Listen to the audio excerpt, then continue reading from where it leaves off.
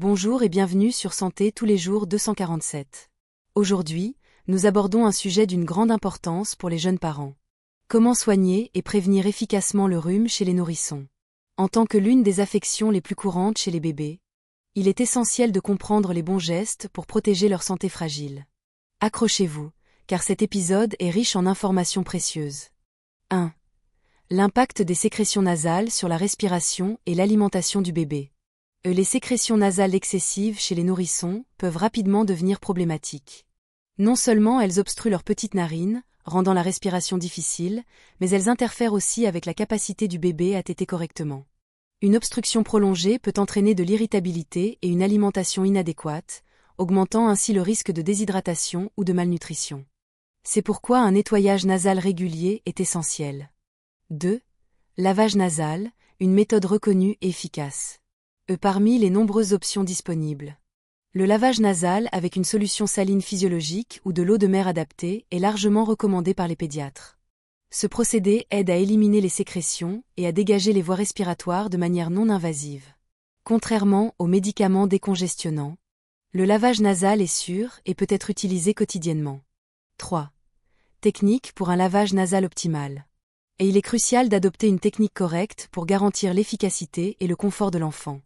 Placer le bébé sur le côté, en maintenant sa tête doucement mais fermement. Utiliser une seringue ou un flacon conçu pour administrer une solution saline dans la narine supérieure. Laisser la solution traverser les voies nasales et s'écouler par la narine inférieure, emportant avec elle les sécrétions accumulées. Répéter l'opération pour l'autre narine. 4. Complément avec un aspirateur nasal. Après le lavage, il est parfois nécessaire d'utiliser un aspirateur nasal pour éliminer les sécrétions restantes. Choisissez un dispositif adapté aux nourrissons et suivez scrupuleusement les instructions du fabricant pour éviter tout risque de blessure. 5. Prévention, minimiser les irritants environnementaux. Les nourrissons sont particulièrement sensibles à leur environnement.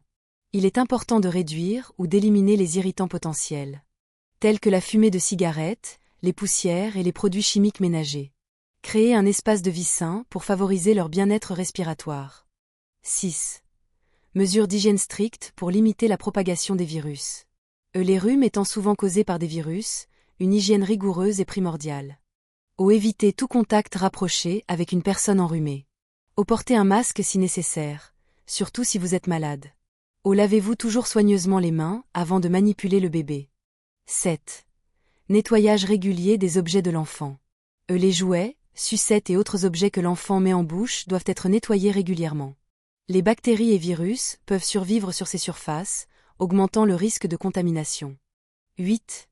Les crèches et les milieux collectifs, des mesures spécifiques.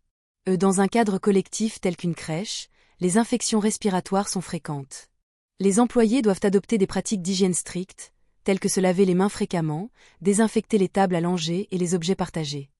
Bien que ces mesures ne puissent pas éliminer totalement les risques, elles jouent un rôle crucial dans leur réduction. 9. Vigilance particulière avant l'âge de 3 mois. Les bébés de moins de 3 mois sont particulièrement vulnérables. Leur système immunitaire n'étant pas encore pleinement développé. Une simple infection respiratoire peut entraîner des complications graves. Il est donc impératif de prévenir au maximum l'exposition aux facteurs de risque. Le rhume chez les nourrissons peut sembler banal, mais il nécessite une attention et des soins appropriés pour garantir le confort et la santé de votre bébé. Nous espérons que ces conseils vous aideront à mieux gérer cette situation. Si cette vidéo vous a été utile, n'hésitez pas à vous abonner à Santé tous les jours 247 pour découvrir davantage de conseils santé. Merci de nous avoir suivis, et prenez soin de vous et de votre bébé.